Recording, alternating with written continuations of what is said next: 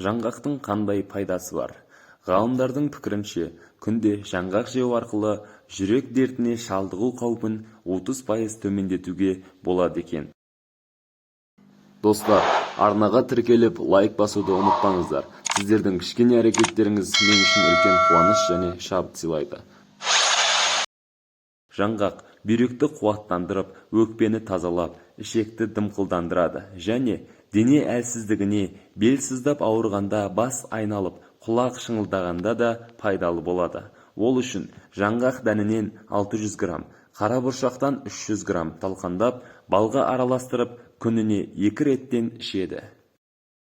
Мамандардың айтуынша, жаңғақ дәнінің құрамында 55-77% май, 18-21% белок, 5-6% көмірсутегі, В1 витамині мен А провитамині бар. Одан бөлек 1500-1200 микрограмм С витамині болады екен. Жаңғақ ми қызметін күшейтетін қасиетке ие. Күнде таңертең аш қарынға 1-2 дана жаңғақ жеп жүрген адам алғыр, зейінді болады деседі. Грек жаңғағының майын қабынуға қарсы, атеросклероз бен жүректің ишемиялық ауруларына, тіпті қатерлі ісікке қарсы қолдануға болады. Ағзаны қалпына келтіруден алдына жан салмайтын бұл майды көптеген операциялар мен дерттерден кейін қолданса тіпті керемет. Терідегі алуан түрлі жара, күйік тартылып, қабықтанбай жүрген үлкен жаралар мен терінің жарылуы кезінде де жаңғақты езіп, майын жағуға болады.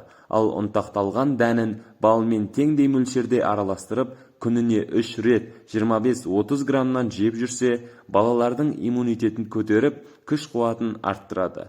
Ол жүкті әйелдерге, қаны аз адамдарға да өте пайдалы. Бұл қоспаны гипертония, анемия, бауыр, бүйрек, асқазан, жүрек, қан тамырлары ауруларына, сондай-ақ еңбек пен ақыл-ой қабілетін арттыруға да қолдануға болады. Негізі, жаңғақтың өзі ғана емес, жапырағы, жас тамыры, тіпті дән арасын бөліп тұрған жұқа қабырғасы да денсаулықты түзеуде таптырмас тұнба бола алады. Дегенмен, осының бәрі де балмен араластырып жегенге жетпейді. Сарапшылар жаңғақтарды көбірек пайдалануға кеңес береді. Грек жаңғағы көп жылдық жемісті өсімдік, Орта Азия мен Кавказда өседі. Сәуір айының ортасында гүлденіп, жемісі қыркүйекте піседі. Халық медицинасында оның тамырын, дәнін, қабығын, жапырағын көптеген ауруға ем етіп, ертеден пайдаланып келеді. Жаңғақтар жоғары калориялы жемістер. Олардың неғұрлым көп тараған түрлері грек жаңғағы, физалис жаңғағы, талшын жаңғағы, кешью жаңғағы, орман жаңғағы секілді көптеген түрлер бар. Кондитер өнеркәсібінде жаңғақтар көп қолданылады. Олардан көптеген кәмпиттік жаңғақтық массалар, карамель салмалары жасалады, шоколадқа қосады. Көптеген пайдалар бар. Жаңғақтардың құрамында май және ақуыз өте көп болады. Сондықтан олардың тамақтық құндылығы жоғары.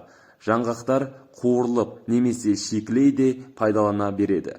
Қуырылған жаңғақтардың иісі мен дәмі жақсарады.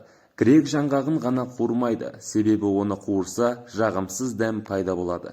Жаңғақтар бүтін, жармаланған немесе ұнтақталған күйінде қолданылады. Сіз білесіз бе, жаңғақтардағы аскорбин қышқылының мазмұны цитрус жемістерінен 50 есе жоғары және қарақатқа қарағанда 8 есе жоғары. Темір, кобальт және жаңғақтың мырышы анемиямен күресуге үнемі пайдаланылатын адамдарға көмектеседі. А және Е дәрумендері қан тамырларының қабырғаларын күшейте алады. Олардың серпімділігін арттырады, қан тазартады және жүрек тамыр ауруларының қаупін азайтады. Ақуызға бай ақуыз ас қорыту жүйесінің жұмысына жағымды әсер етеді.